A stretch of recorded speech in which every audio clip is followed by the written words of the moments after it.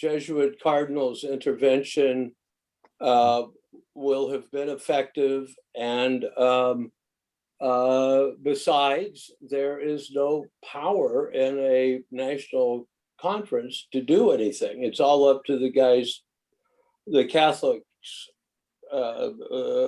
concerned, ordinary. Yep. Which is Wilton Gregory and this new guy in Wilmington. He opined that many of the American bishops are intensely frustrated by the intervention. The majority of them, he opined, would favor some sort of statement, that would be directed towards Biden, really, however general it appeared. And he suspects it's already written. And that's why they're so pissed off, because they can't do anything with it. But that was it. Father Sandoval's thoroughly discussed it with Biden, because my argument that he could deep in his heart still be for the Hyde Amendment, but recognized that the Democratic nominee, whoever it would be, could not be for the Hyde Amendment. Ergo, the Hyde Amendment would be in jeopardy no matter what he did. And so it should be okay for him to have made a political decision under those circumstances. And Father Sandoval said, yeah, very nice, George, but he can make another decision and change his mind again, because he's the president now. And, he surrendered too easily, thought Father Sandoval. I mean, he should have withdrawn his surrender now. And people would say, treachery, but that's what a lot of us said when he came out against the Hyde Amendment. And he also said that Biden's progressivism in life issues and sexual issues does not appear to him to be reluctant. It appears to him to be enthusiastic and heartfelt, and this irritates him. How else can you interpret that? Go ahead, sorry. Well, I agree on, and let's see, what else did he say? He opined that the Catholic bishops in California have really been cowards on this COVID thing. They didn't have to be as acquiescent about curbing worship as they have been, and could have pushed, behind the scenes or not, but have been extraordinarily docile. I agree with that myself. Yeah, well, I thought so from day one. And he said that's Gomez's nature. Gomez, the idea of Gomez lusting to make some public statement critical of Biden was, George Crook's fantasy that Gomez doesn't like to be, he'll stand on his head to avoid a public statement, critical of status quo type stuff. So that's it. He thinks Dodson and Moretta are both doing fine, but he hasn't talked to them for a couple of weeks. Thinks we have a great parish and a great pastor. Let's see, what else? That was about it. Sounds quite a bit. Sounds good. Yeah. So did you have a good breakfast? Yeah, well, IHOP, if that. Oh my. But it's close. Mhm. Would you have 10 pieces of bacon? I'm going to jump in just for a second, George. I'm in Palm Desert. That's the reason it looks different today. But something I didn't share yet is I just found out on the parish website from St. John Newman in Irvine that we have or will have in residence for the summer a student from Rome at the, what's the big college for seminarians? North American North College, American right? College. Uh-huh. Yeah. Hmm. So I'm gonna, whether it's IHOP or someplace, I'm gonna get this guy for lunch and try to soak up what I can. And then maybe, think about this, George, maybe hook him up with Ralph Platts. And we're Okay. talking 50, 60 years gap between their experience. Anyway, that's a little plot that I'm hatching. Well, that would be interesting, but I think, if you really want to talk his language, invite him to a good pasta lunch. Remember, the midday meal is the main meal in And the Italy. tradition, that's a good advice. I will do that. But choose your restaurants wisely because, American Neapolitan country cooking, which most of our Italian restaurants are, may not be the choice for someone who So is- macaroni grill, for example. may Not not so be the much. best choice. I don't know. That's an IHOP lunch. Yeah. There's a place in Torrance that's called Hank's. I mean, that beautiful Italian, name, Hank's. Yeah. But it is renowned. I just found it and took our family to it. Oh my God, talk about great Italian food. I'll have to go there one of these days. It's not too far from where I am here It shouldn't be, no. on Hawthorne. Check it out. It's on Hawthorne, just south of Pacific Coast Highway. Absolutely delicious. Yeah. So Parker simply said it's not going to happen. And is that because of a temporizing? I mean, this is going to take so long for the kinds of measures that Ladaria said needed to be. Yeah, in part, he said it's not going to happen, and if it is, it won't happen anytime soon. Yeah. Because of the roadblocks thrown up by Cardinal, what's his name, Ladaria? Ladaria, Ladaria. Ladaria, okay. What, Leda? LA as an apple, D Yeah. David, A apple, R Okay. Ladaria. Yeah, I mean, most of what Ladaria said didn't make much sense to me, but Well, I think it was just that. It was he tried to be eloquent, but all he was doing was saying, be careful. You've got to have unanimity. You've got to talk with the bishops. You've got to have two conversations, one with the bishops and get near unanimity, if not all of them to agree. And then you've got to sit down, each bishop who has one of these politicians there, sit down with the politician and explain Catholic teaching and offer any kind of support to get him to understand or her to understand how their conscience needs to be formed. And finally, even if they came up with some kind of a national policy, United States bishops policy, any ordinary can choose what he wants to do in any of these instances. So it's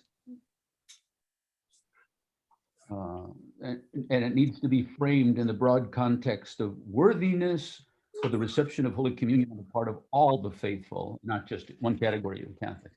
So I gave him my rap that, I said to him, Father, have you ever heard? No, I said, I have never heard a sermon against abortion, but I've been hearing sermons for decades. I've never heard one against abortion. And he looked at me Your and he said, response from earlier today might be good for George. yeah. what's that? Yeah. Well, basically, I don't think I have ever given a homily against abortion, largely because I preach Jesus Christ. And I would say most of my homilies focus on the dignity of human life. Well, you're saying it's implicit then in what you said. Yeah, well, I've never given a homily advocating any political position, for one thing. Oh, I've some never would given a say- homily against the death penalty, which I know So- that many priests have. Yeah, But- some would say abortion, though, is not a political thing. I mean, it's a personal sin, or temptation or whatever. I'm sure a lot of guys would think that, no? Well, actually, so is spousal rape, which I've never heard a priest Yeah. give a homily addressed to the married men in their congregation. I've actually never heard a pointed homily being given to the married men against adultery. But formation of conscience, yes. Yeah. One could argue that abortion is more serious by far than adultery, One could. and certainly more prevalent than spousal rape. Is it Perhaps. is it too cynical to believe that with respect to the congregation that most priests face needs to have very clear explanations of doctrine, and if the guy is good enough and creative enough, interpolate and then get into more practical things. But can we talk to our people? Can you, Tom, talk to your congregation so bluntly and do it in 7 to 10, 12 minutes about this, and not, get them all riled up, get all. Well, there are those that do, and they're very popular on YouTube. Yeah, Father know. Samuel, when I said I had And they are all Trumpistas also. yeah. When I said I've never heard an anti-abortion sermon, he said, neither have I, meaning he's never preached one, right? A fortiori. And then he said, other than on YouTube, of course. Yeah. And those guys. And of course, I regularly get emails or Facebook posts, from very right-wing people who say, "Oh, Father so-and-so, he has such courage in this." There are some people that I absolutely loathe. I'm trying to think of his name, the Priests for Life guy. Oh, Who I think is one of the biggest scoundrels in the American church. it starts with a P, I think. Pavone, Frank Pavone. Does that mean a turkey in Spanish? Even in Italian, by any chance? I don't know. Well, pavon in Spanish, It could be. It could be. But sometimes I say, well, Father Pavone, he says it and he's widely available. And if you want a homily on abortion, go listen to him. Yeah, he'll pay your way out here, provided you put him up in a 4-star hotel or 5-star. I don't know. I don't know anything about him, except I don't like him. Yeah. Well, and the other thing is implicitly, if you preach on abortion, you're going to be implicitly condemning somebody who chooses to have an abortion or even to participate in one. And what you're also doing there is bringing what's essentially internal forum into the external forum. Yeah. And You- it's hard, it's hard to walk that line. Well, I'd like to go back earlier, Tom, and I think you said it pretty bluntly. You preach Jesus, And him and preaching crucified. Jesus is a formation of conscience homily. Yeah. That's the way I heard it. And very, very often, Jesus Christ is crucified again in the conditions that would lead a young woman to choose an abortion, Yeah. including exploitation. Yes. We talked about that. And several other things came up. Like one, I said, well, priests, when we were on the Justice and Peace Commission, Ned and I found that, we would send out these wonderful elucidations of Catholic social teaching about this or that to the presbyterate, but tried to get a priest to preach on it. If the people of the congregation, like Father Settle said, well, we could, maybe the people in this parish wouldn't react negatively about a sermon on abortion, but they would in many parishes. And the people in this parish might react very negatively to one on immigration rights. Mhm. And I didn't rat you out, Tom, but I remembered you said when you were at Assumption, you weren't going to get, well, that was different. That wasn't social justice. That was just IAF, right?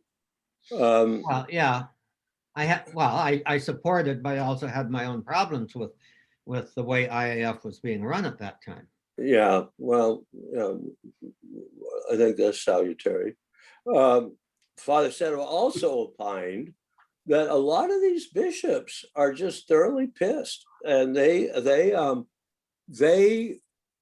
at the specter of alienating Catholics, which I think such a statement would do, his response was, well, a lot of them wouldn't care. They would think that the liberal Catholics aren't real Catholics, and almost good riddance. They tend to believe in a smaller, remnant type church, Yes. and believe that would be better. So, you're not going to discourage anybody from issuing such a statement at the thought that it would be not pastoral for half the Catholic people, because they would be all for not being pastoral with half the Catholic people. Mhm. And if you guys haven't, read that statement by Archbishop Aquila of Denver that was in America. I mean, Ned or I could email it to you. And I just thought that was, I don't like it when lay people defy me. That's how I read him. I don't know. See, what else does Father Sandoval say?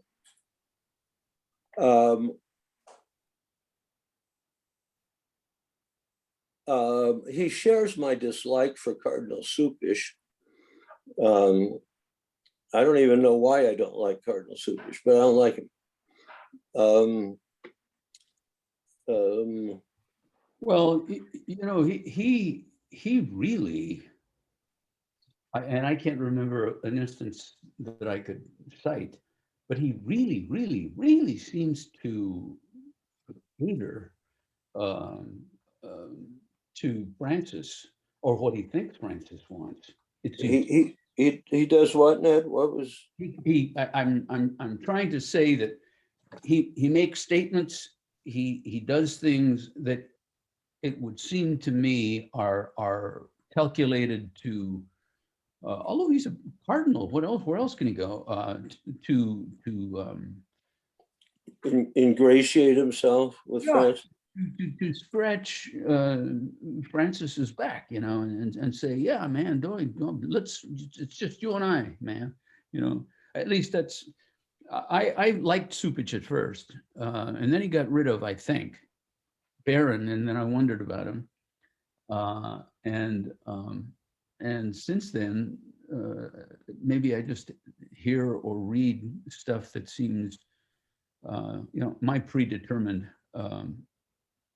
reaction to him is negative. I don't know why. Do you like him, Tom? Do you like him, John? So far, I do. Yeah. And I have watched Barron, and I don't think Barron has any negative feeling toward him. I've never heard or seen any sign of that. And, you know, that just raises Barron, in my opinion, whether or not Supich got rid of him, or did Supich see a better use of his talent on the West Coast?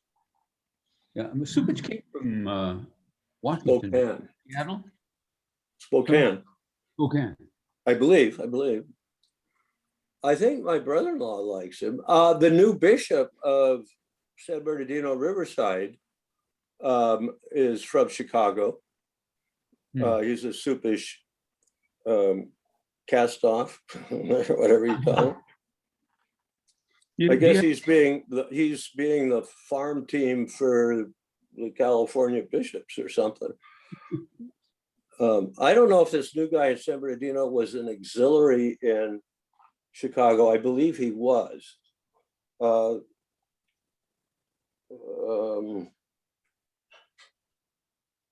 that's all I know. Do you have an opinion, Tom?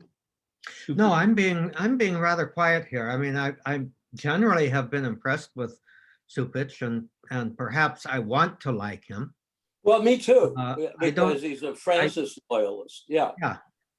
But you know, I don't know. I'm genuinely impressed with Wilton Gregory. Me too. Um, Got cojones. yeah. And he has been able to, in a difficult position, stand up for a lot very courageously, which Yeah. I don't know.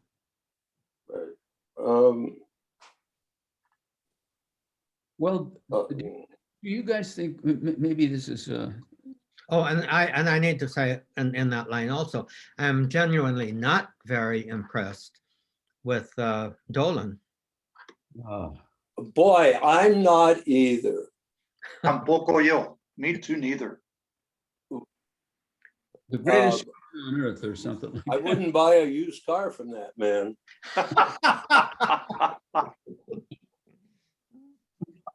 He's such a kissy. Yeah. A total lambe. There's a term John will recognize, right, John? Yes.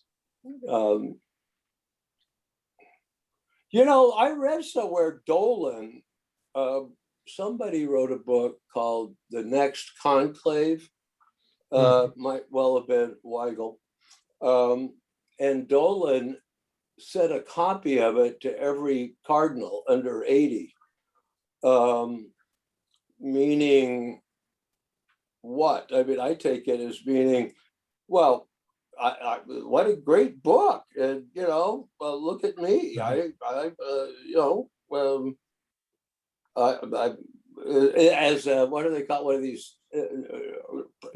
Plenty of room for denial campaigns to become the next pope. That you know, John Paul. Plausible deniability. Yeah. Deniability. Yeah, John Paul, at some point not too far before 1978, was, I think, touring the world, or at least the United States, as you know. I mean, he said mass here at Our Lady of Bright Mount, the Polish church, and you know, as a cardinal, he swung through the U.S. Do you think he was campaigning, huh? Well, I don't have any idea. Or reaching out to his people. Yeah. Yeah, there are polls in every state. uh, and in every country. You know, it's interesting though, the one person we don't hear a lot from or about is, now I can't think of his name, the Filipino card. Oh, Tagle. Tagle, yeah. And yet it, you know, there's the speculation still that Francis seems to be positioning him to be seriously considered as a successor. But he's been pretty low key. He has some job in Rome, does he not? Yeah. And it's, what is it? The director of the missionary, something or other. They keep changing the names and the responsibilities of those dicasteries, so it's hard to keep up. Yep. Speaking of low key, who's our former classmate that is in Sacramento now? He wasn't a classmate of ours, but St. John's Oh. Seminary. Sacramento? Yeah, Fulano, Ned. It used to be in Nice. Orange County. Soto. Jaime Soto. Jaime Soto. Yeah. What's he up to? Do you know? I don't know a thing about him. He was in an auxiliary here. Yeah. Yes. And Yeah. I thought he was terrific. Mhm. And that's why I wonder if he's low profile or if there's any word from there. Well, you see his name occasionally when, you know, there's something happens and the bishop is there, or bishop makes a statement or something like that. Yeah. You don't see, I haven't seen it in any, you know, kind of higher profile leadership. Gotcha. Yeah. But I don't think it's in Jaime's nature to deliberately and over time be low profile. It's not. No. That was my impression when he was here when he was in Orange County. Yeah, I he was- thought he would take a higher profile and I just haven't heard. Yeah. Clements and I used to have these social justice meetings for anybody who wanted to come in Orange County. And, you know, there were always, I don't know, 30, 40 people there. And at some point, Jaime came in and sat way at the back, and for 2 or 3 of our meetings said nothing. And then at the 4th or 5th meeting, then began to, you know, talk and you know. Hold on, guys. I Is- got to take care of some business. Sure. I don't know. It's amazing to me. Hi that- there. Right, how you doing? Good. He's almost ready. Okay, I'm going to get my mask. I think I can mute his microphone there. Okay, Anyway, yeah, I agree. I think do you think he got there and with all the politicians in the, what is it, 6th largest country in the world, felt a little intimidated? No. I have no idea. I really never had an impression one way or the other about him. I never knew him well enough. He did me a favor unwittingly. Betty and I went to a confirmation he did, and he sang solo a song, a hymn, and I'd never heard it before, and ever since it's been one of my favorites. It's the one that I cannot keep from singing. I cannot keep from singing. I cannot try that. keep from singing. Do you know the song, Tom? Yeah, I do. I'm not Yeah. going to attempt to hum a few. couple of notes. Yeah. Oh, come on. Well, there's 2 versions of it. There's a secular version, and you know, if you try to buy it or something, you got to make sure you've got the religious version. Pete Seeger made a secular version, but I just think it's a wonderful hymn. Protestant in origin. Yeah, there's a whole lot of Protestant, really great songs or hymns. Yeah, Mhm. but anyway, you're looking for it, Ned? Huh? Are you looking for it to play it Yeah, for us? I think I I'm found. okay. I'm game. Why not? Get Cactus Jack.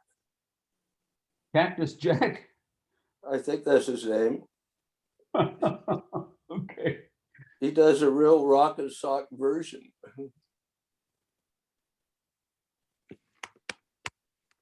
There Is we that the go. secular version or the? No, that's the religious one. Here it is, right here. I don't know how to share it, but Well, just play it loudly. That'll work. Scientists in stem cell research.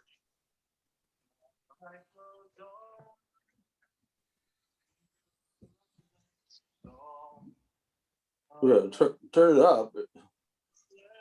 Lamentation, I hear the sweet, though far off hymn that hails a new creation through all the tumult and the strife. I hear the blessed music ring. It finds an echo in my soul. How can I keep from singing? But though my joy and comforts die, the Lord my Savior lives. But though the dawn gather round, songs in the night give them, no storm can shake my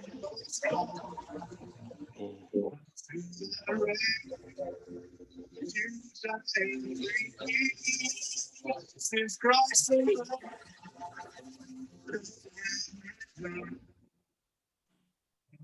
I keep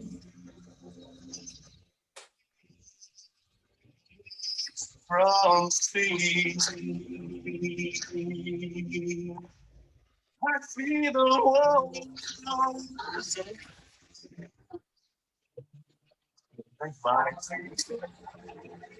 Ned, I think you are frozen or something. I'm not frozen. I'm just still. Um,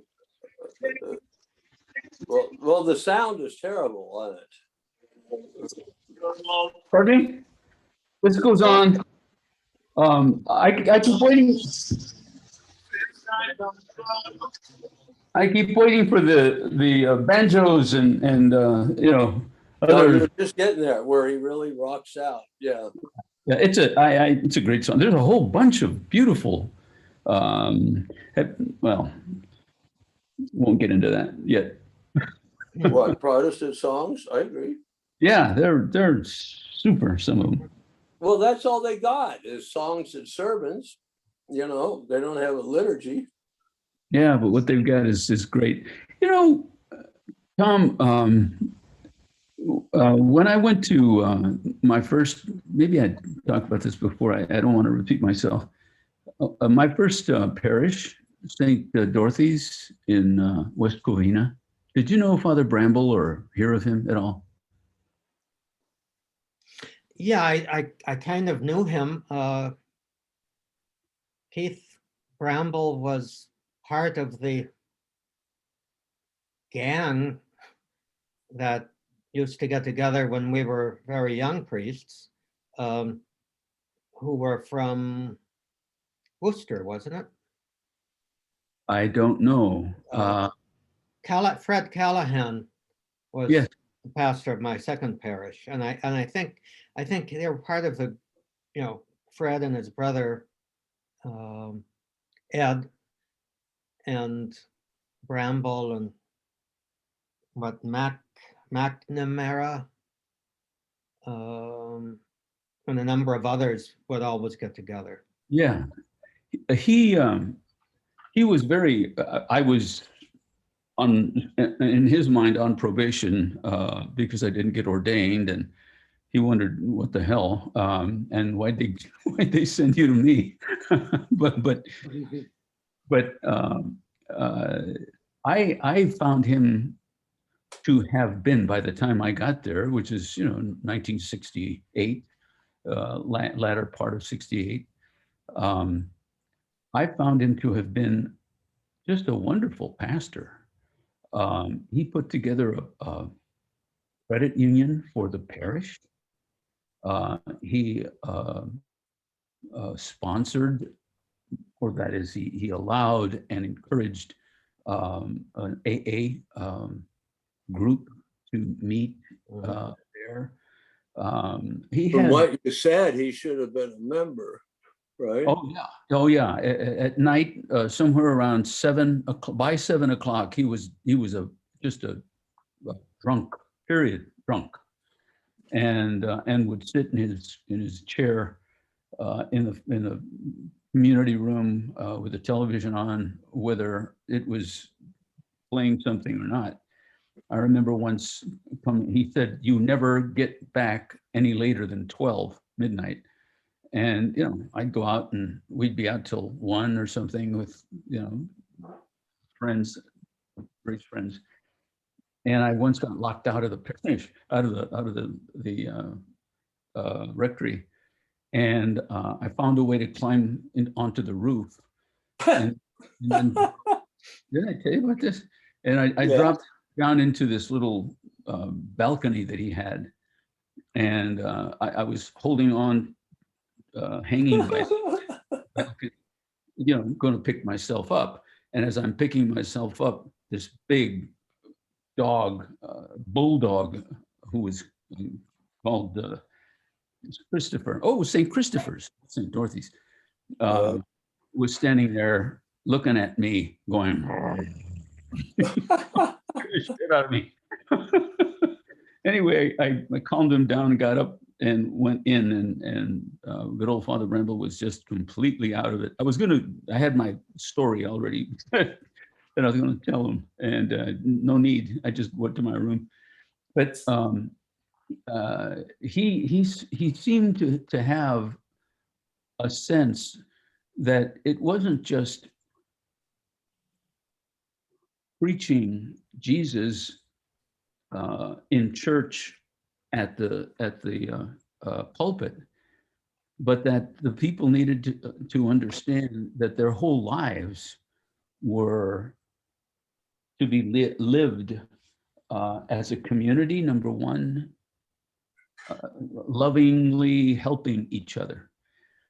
And he allowed projects to be done on church grounds or sponsored elsewhere that enriched the lives of the people. He had some kind of parenting thing going on, which lots of people attended. And by the time, I got there, and he was of the age where he allowed himself, he was tired, but he allowed himself to get himself so soused every night. He had left a legacy that I thought was wonderful. And the reason I mention all this is very few parishes, it seems to me,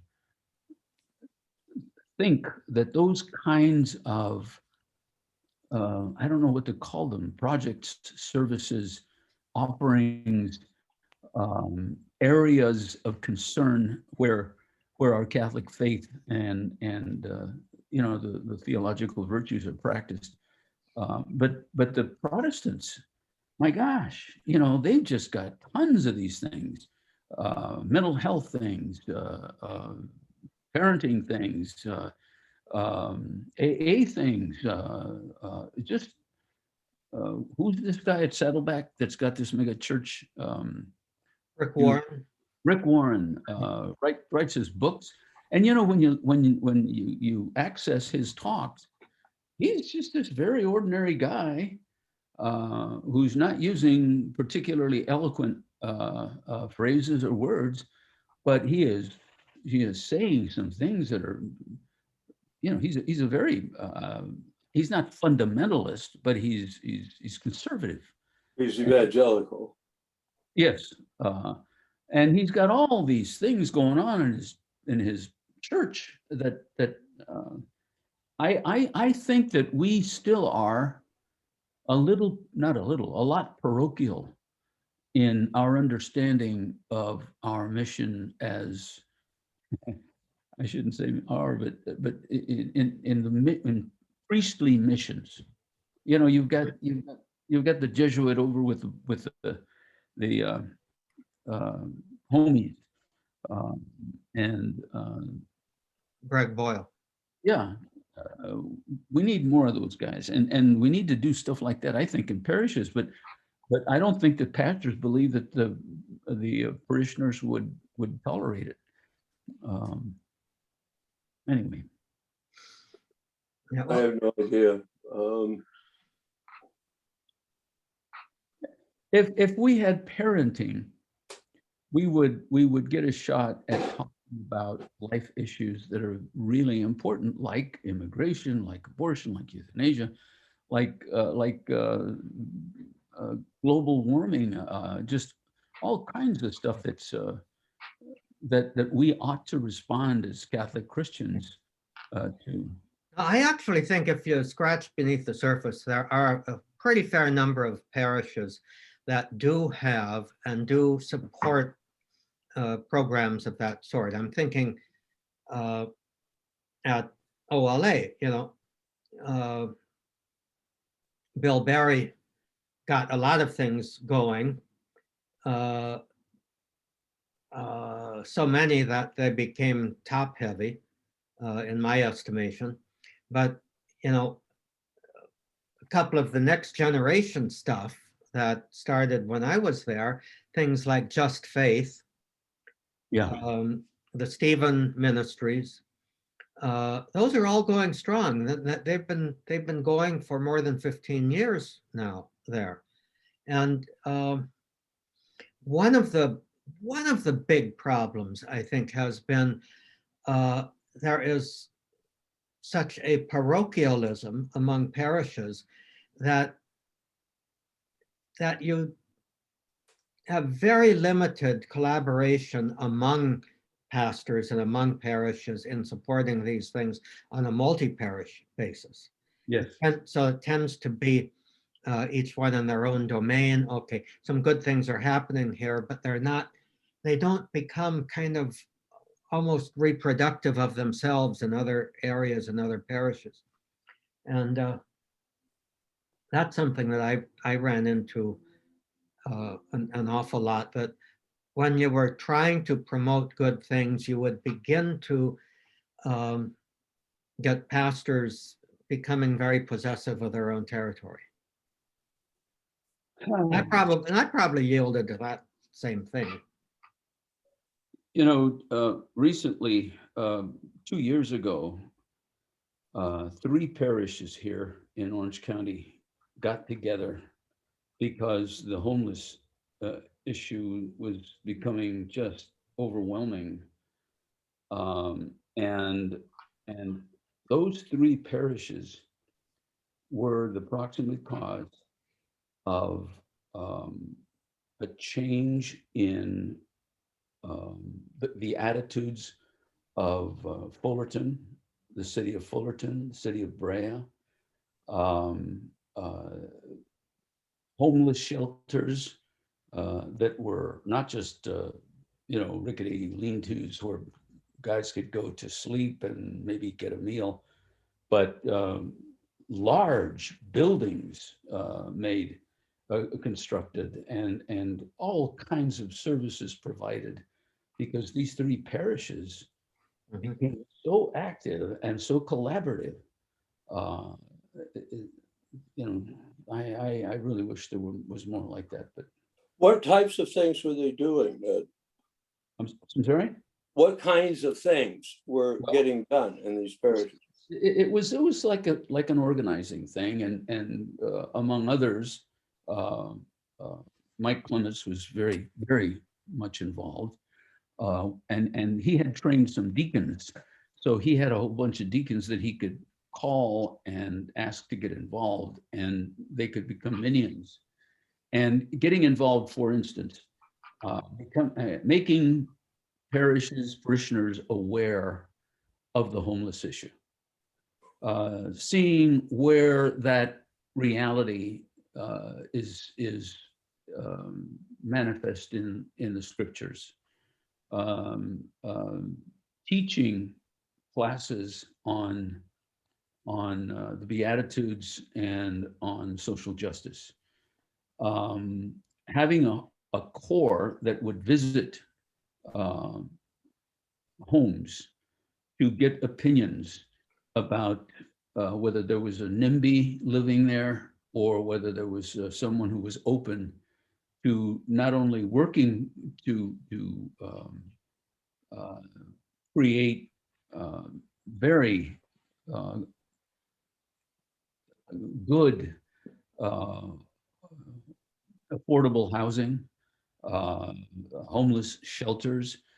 There are organizations out there that have lots of money that will come into an area and find a large piece of property that's maybe an industrial area or on the edge of an industrial area, and buy it if it's got support of the folks around them, and build these large complexes. And so there have been 3 built in Orange County because of the kinds of efforts that these 3 parishes put together. And then you've got to get these people mobilized to go to city council meetings, and you've previously talked with the city council members, trying very carefully not to get thwart the hell they call it, the act, there's an act that I used to have to be, I was one of the lobbyists for the Union Oil Company, Unocal, and so you couldn't talk with legislators in a group about getting them to do something. You had to talk with them individually, and even then it was a little iffy.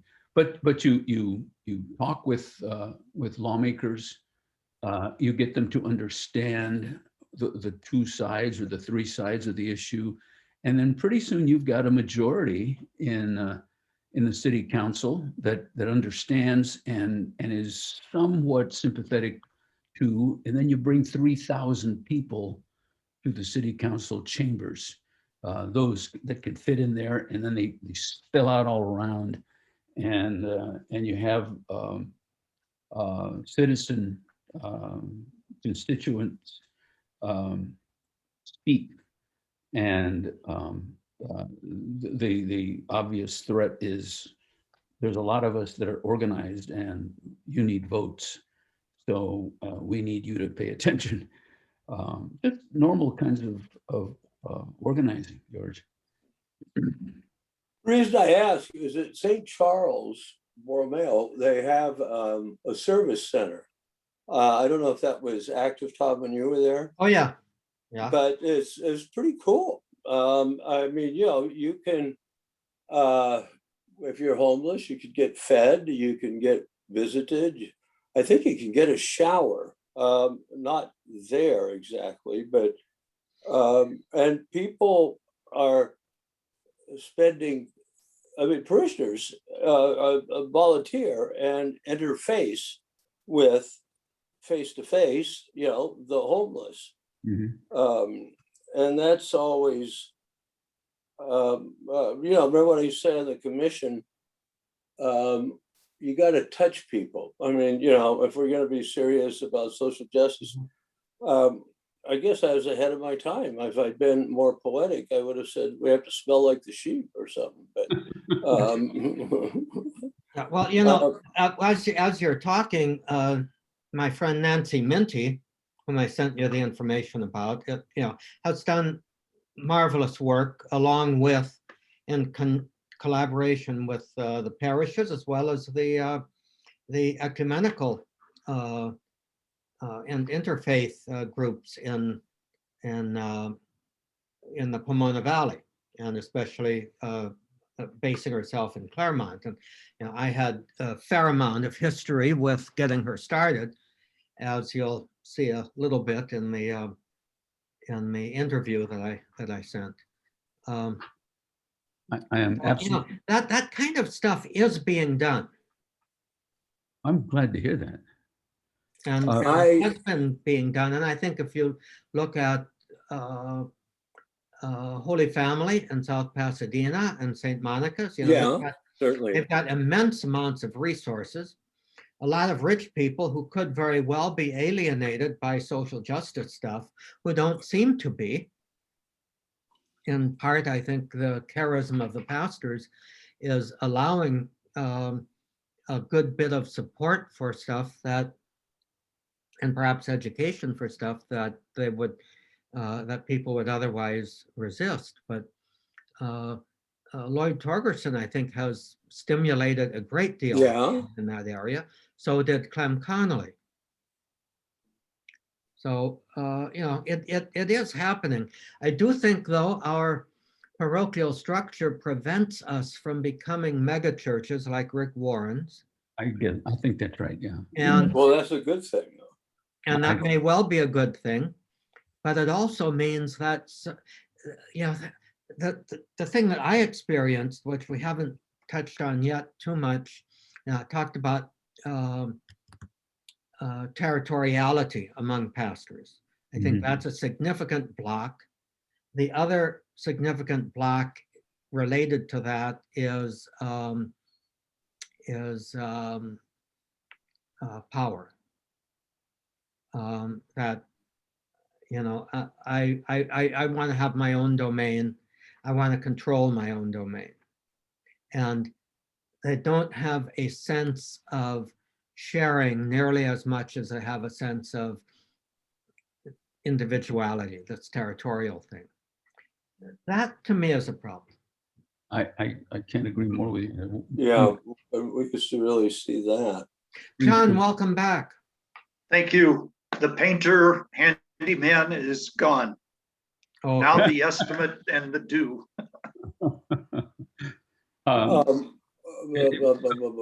Father Dennis, one of the pastors of one of these parishes, St. Philip Benizi in Orange County, had at one point, in violation of city law, people coming in to his parking lot and camping there for the night, every night. And that became first a sore point, and then it became with the city council a respected thing, and that led to inviting people who specialize in building these places, and city council putting money together, $500,000 and stuff like that to get these places going. But I thought Father Dennis was particularly courageous in having homeless. He had to have people walking around making sure that everything stayed calm and collaborative. mhm. I don't know how much I missed, but St. John Newman in Irvine has what's called Catholic Charities of St. John Newman. And we take donations of money and food, and we have an office in the vestibule going in to the left with a window and a staff who are available to give vouchers for motel rooms, food boxes, finding other resources to support them. Is that not typical of many parishes? I think that might be, right, Tom? I think it is, each one in their own way. You know, if you scratch beneath the surface, I think there's a lot going on and a lot of opportunities for people. Are we telling the story well enough? That may be one of the questions Boy, that's a good. we were always facing. Yeah, Father Sandoval who incidentally said to tell everybody hello, opines that, like a swathe of the clergy, younger than we, but older than he, are just lazy. And are something like 30% of the parishes of the archdiocese still are not offering mass that people can attend. And he said the pandemic has been a great gift to a lot of lazy priests. Now, say it ain't so, Joe. I don't know. That's what Barney used to say. He said, they're lazy. They're just lazy. You guys work 5 times harder, 10 times harder than the guys I've met. I think that was an overstatement, but it's discouraging. Yeah. Well, on that happy note, it's 12:01. George would say. And Tom. And Okay, before we go, I had thoughts. I'm in touch with Mike Malloy from time to time. Having Fred Lawrence and his wife at some point as a guest, would you consider Mike Malloy a candidate down the line as a guest for our? absolutely. Absolutely. Okay, Yeah. I'll play that, and I may, use Fred Lawrence's name. I think Malloy and Lawrence, there was a chemistry, was there not?